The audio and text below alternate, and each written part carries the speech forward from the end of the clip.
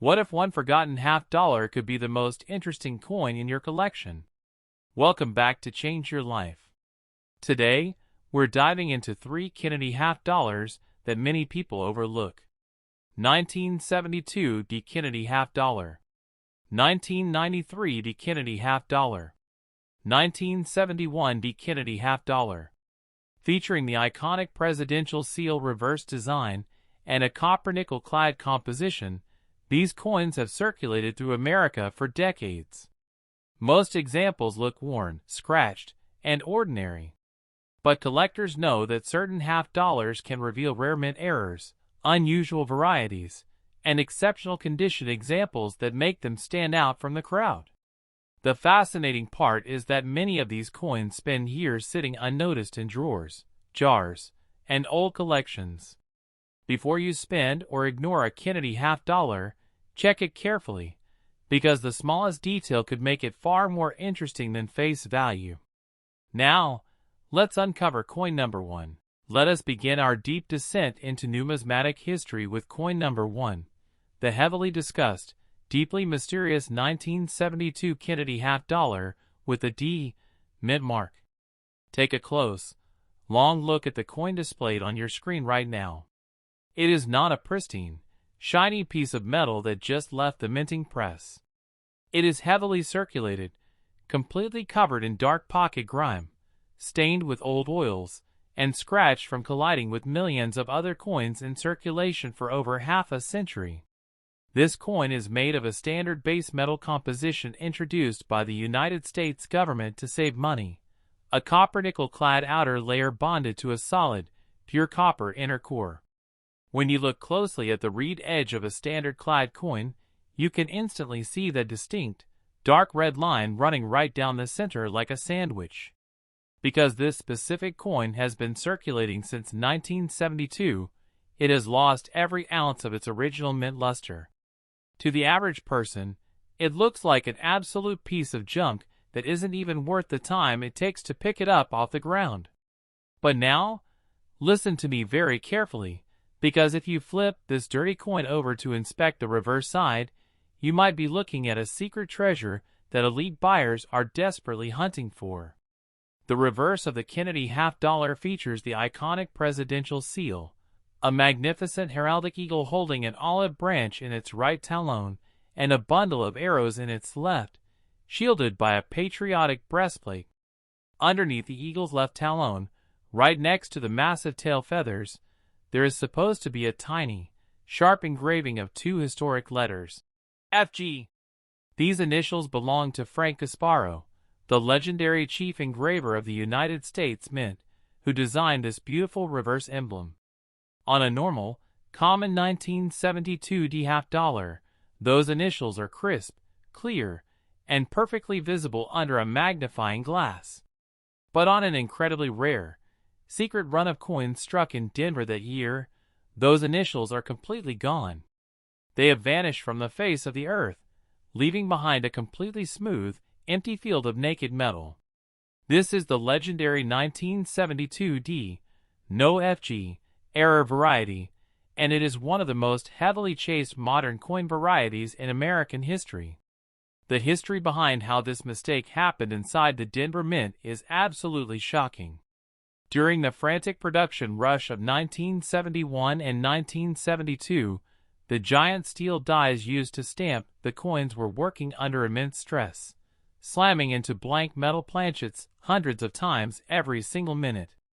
Eventually, these heavy steel dies would clash together without a metal blank in between them, causing severe structural damage and leaving ugly, unwanted marks on the design. To save money and avoid throwing away an expensive steel die, a mint worker took an aggressive, high-speed abrasive polishing tool and began grinding down the surface of the die to erase the clash marks. But that worker was reckless. They pressed the polishing tool way too hard into the steel, and without realizing it, they completely ground away the microscopic recesses that formed the FG initials. When that damaged, over-polished die was thrown right back into the high-pressure coin press, it began spitting out thousands of half-dollars with a completely missing designer signature. By the time quality control inspectors noticed the catastrophic mistake, thousands of these phantom coins had already been mixed into massive ballistic bags and shipped out to banks across the country. Now, think about the mind-blowing reality of this error. Because these coins entered general circulation, they spent decades being passed around from person to person. The dark dirt, the grease, and the natural surface where that accumulates over 50 years actually make this error even harder to spot for an amateur checker. Most people look at a worn-out 1972 D half dollar, notice that the initials are missing, and simply assume that the letters wore off because the coin is old and heavily circulated. But that is a monumental mistake. The letters did not wear off from circulation. They were never there to begin with. If you examine a genuine 1972 D, no FG, error under strong magnification, you will notice that the fields around the eagle's leg are completely smooth and uniform, showing the distinct texture of an overpolished die rather than the harsh scratch marks of artificial alterations. Furthermore, serious collectors look for secondary diagnostic signs on the obverse side, such as a slight weakness in the details of Kennedy's hair, which proves the die was losing its structural integrity during the strike. If you find one of these coins in an old jar, let me give you a warning that can save you thousands of dollars. Do not clean it. Do not take a toothbrush, do not use dish soap, and do not ever use metal polish to try and make the coin shine. The moment you clean a rare coin, you instantly wipe out up to 90% of its market value because professional grading companies like PCGS can immediately detect the micro scratches left behind by cleaning. They will slap a details grade on it, labeling it as damaged goods, and elite collectors will refuse to bid on it. The dirty, raw, untouched patina is exactly what gives an old coin its soul and proves its authenticity. While a standard, common 1972 D half dollar is only worth its base value of 50 cents, authenticated, high-grade 1972 D, no FG, error coin can command astronomical prices at major auction houses like Heritage Auctions. Even in lower, circulated conditions, desperate numismatists who are trying to build complete error sets will pay hundreds of dollars just to secure a genuine specimen. Go check your collections right now. Focus your eyes on the space next to the eagle's tail feathers and see if you are holding a piece of missing history. Let us move forward in time to coin number 2, a modern powerhouse that completely redefines what it means to find a fortune in your everyday change. We are talking about the 1993 D Kennedy half dollar. When most people think of rare and valuable coins, their minds automatically drift to old silver dollars from the 1800s or ancient currency buried deep under the ocean. They completely ignore modern coins from the 1990s because they assume anything minted within the last few decades is far too common to ever be worth real money. And that exact blind spot is why so many modern treasures are sitting completely unnoticed in old piggy banks and car cup holders right now. The 1993 D half dollar is a clad coin struck at the Denver Mint, featuring the same iconic design elements we know and love. But the early 1990s was a period of intense technological transition and massive minting quotas. The coin presses were pushed to their absolute mechanical limits, running at breakneck speeds to supply commerce with fresh coinage. To keep these giant, roaring machines from overheating or seizing up, mint technicians had to constantly apply heavy layers of thick industrial lubricant and grease to the moving parts of the machinery. And right there, inside that routine maintenance process, a catastrophic manufacturing blunder occurred that created some of the most bizarre and valuable error coins of the modern era. During the high-speed production runs of 1993, an excessive amount of dirty, viscous industrial grease began leaking from the mechanical arms of the press directly onto the face of the steel coin dies. In the world of coin minting, this is a recipe for absolute chaos. When a thick blob of grease fills the deep, negative recesses of a steel die, the exact areas that are supposed to form the raised letters and numbers on a coin. It creates an impenetrable physical block. Since grease is a liquid compound, it cannot be compressed when the machine slams shut. When the giant coin press comes crashing down with 80 to 100 tons of immense hydraulic pressure onto a raw, naked copper nickel-clad planchet, the grease acts as a shield. The raw metal of the coin blank is completely blocked from flowing upward into the design. As a result, when the coin is ejected from the press, major portions of the design are left completely blank, flat, and empty, as if the machine forgot to print them. This is known as a struck through grease measurement error, and the 1993 D. Kennedy $50 has produced some of the most dramatic, jaw-dropping examples ever authenticated by grading services. Imagine looking at the obverse side of a 1993 D. $50, and as your eyes trace the top rim, you realize that the entire historic word, liberty, is completely missing. There are no faint traces of letters, no weak lines, just a perfectly smooth, empty shelf of copper-nickel metal where the word should be proudly displayed. Or imagine looking at the date under Kennedy's neck, and instead of reading 1993, the grease has completely filled the final 2 digits, leaving behind a coin that simply says 19, with a smooth, blank field next to it. When an uneducated person encounters a coin like this in a heavily circulated, dirty, and worn condition, their immediate reaction is to dismiss it as post-mint damage.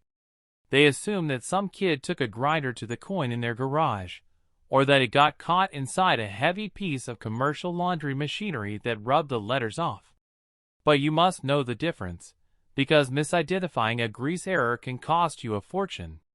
When a coin is artificially damaged after leaving the mint, the surface will show harsh, directional scratch lines, raised metal burrs, and deep structural distortion. The metal will look stressed and violated. But when a coin is genuinely struck through a heavy layer of mint grease, the empty areas will possess a perfectly smooth, original, and undisturbed surface texture that perfectly matches the rest of the coin's planchet. The coin will retain its uniform thickness, and its weight will remain exactly where it is supposed to be. It is a flawless factory mistake, preserved under a layer of history. Do not ever take a pen, a knife, or a sharp tool to scrape at a blank area on a coin to see if there are letters hidden underneath the grime. You will instantly scratch the metal, turn a valuable error into worthless pocket change, and break the hearts of professional graders. The market demand for dramatic struck-through grease errors on large denomination coins, like the Kennedy $50, has completely skyrocketed in recent years. Billionaire error collectors do not want common coins. They want pieces of metal that tell a story of an industrial breakdown. They want coins that expose the human and mechanical flaws behind the world's most powerful currency system. At high-end numismatic auctions, a certified 1993 D $50 showing a massive, dramatic grease blockage that obliterates key design features can ignite a furious bidding war. While a regular, worn 1993 D is spent every single day for 50 cents, a major grease error specimen can easily command thousands of dollars depending on how much of the design is missing and how high the overall appeal is. Keep your eyes wide open when searching through your change, because a modern coin with a missing word could be your ultimate ticket to overnight financial freedom. Now, brace yourselves, turn up your volume, and listen to me with absolute focus, because coin number 3 is the ultimate holy grail of modern $50 hunting. This is the historic, forbidden 1971 D. Kennedy $50. To understand why this specific coin carries a silent fortune that can make you an overnight millionaire, we must open up the top-secret history books of the United States Mint and look at a massive corporate transition that took place in the winter of 1970. When the Kennedy $50 was first introduced to the public in 1964, it was made of 90% pure, solid silver to honor the fallen president. But as silver prices began to rapidly climb, the government realized it could no longer afford to pump pure silver into circulation. So, from 1965 to 1970, the mint changed the recipe, striking the half-dollar in a special 40% silver-clad composition. These coins were beautiful. They held a substantial amount of precious metal, and they were loved by the public. However, by the time the year 1971 arrived, Congress decided to remove silver completely from all circulating pocket change. They issued a strict, absolute mandate to both the Philadelphia and Denver mints. Every single half-dollar struck for the year 1971 and beyond must be made of a cheap base metal composition consisting of 75% copper and 25% nickel, bonded to an inner core of pure copper. The era of circulating silver was officially dead, buried, and gone forever. Or at least, that is what the government told the public. But humans make mistakes, and deep inside the frantic, industrial chaos of the Denver Mint facility, a monumental security failure occurred. In the final days of December 1970, as the workers were cleaning out the giant, heavy industrial supply hoppers and metal bins to prepare for the new base metal era, a tiny handful of blank, 40% silver-clad planchets from the 1970 production run were accidentally left behind. They were caught in the deep corners and metal crevices of the massive machinery, sitting silently in the dark. When January 1971 arrived, and the technicians installed the brand-new, updated 1971D steel dies into the high-speed coin presses, millions of the new, cheap copper-nickel blanks began pouring into the system. As the massive machinery began to vibrate and roar, the violent shaking loosened those forgotten, illegal 40% silver planchets from the previous year. They slipped out of the crevices, fell directly into the feeding tubes, and were slammed into the coin press right alongside the cheap base metal blanks. The heavy steel stamps came crashing down with immense, bone-crushing force, permanently sealing the 1971D date onto an outlawed, highly restricted silver composition. This created a legendary, transitional alloy, error, a coin that, according to official government records, should not legally exist in the history of American coinage. Now, close your eyes for a second and think about the reality of where these coins are right now. They were tossed into massive canvas bags, loaded onto armored trucks, and distributed to banks across the nation. They entered general circulation, passing through millions of hands for over 50 years. Because we are talking about a coin in a dirty, worn, and heavily circulated condition, the silver surfaces do not look like a bright, polished mirror anymore. Decades of exposure to air, sweat, dirt, and industrial pollution have caused the silver to oxidize, turning a dull, dark gray color, covered in ugly black spots and heavy contact scratches. To the untrained eye of an ordinary citizen, a dirty 1971D silver error looks identical to a cheap, common copper-nickel-clad coin. It is completely camouflaged by its own dirt, hiding its multi-thousand-dollar identity in plain sight. If you do not know the exact physical diagnostics to perform on this coin, you are guaranteed to spend a fortune at face value without ever realizing the tragedy of what you just did. There are two critical, definitive tests you must perform on every single dirty 1971D half-dollar you ever find. First, you must hold the coin up under a strong, direct light source and look directly at its reeded edge. If you are holding a common, worthless copper-nickel-clad coin, you will see a bright, obvious, and unmistakable dark orange or reddish copper strip running right through the center of the edge, looking like a layer cake. But if you look at the edge of a genuine, ultra-rare 1971D 40% silver error, that copper strip will be completely non-existent. The edge will display a solid, uniform, silver-white color all the way across. However, because your coin is heavily circulated and dirty, the edge might be completely caked in thick, black pocket grime that completely blocks your view of the metal. Do not ever take a knife, a file, or sandpaper to scratch the edge of the coin to try and see what is underneath. The moment you file the edge of a rare coin, you commit numismatic suicide and completely erase its collector value. Instead, you must move on to the ultimate, infallible scientific test, the digital weight test. You must go online and purchase a highly precise, digital jewelry scale that measures metal down to 2 decimal places. Wipe down the scale, calibrate it, and place your dirty 1971 half dollar directly onto the center of the sensor plate. If the digital screen lights up and reads a number close to 11.34 grams, you are holding a standard, common copper nickel-clad coin that you can spend at the store.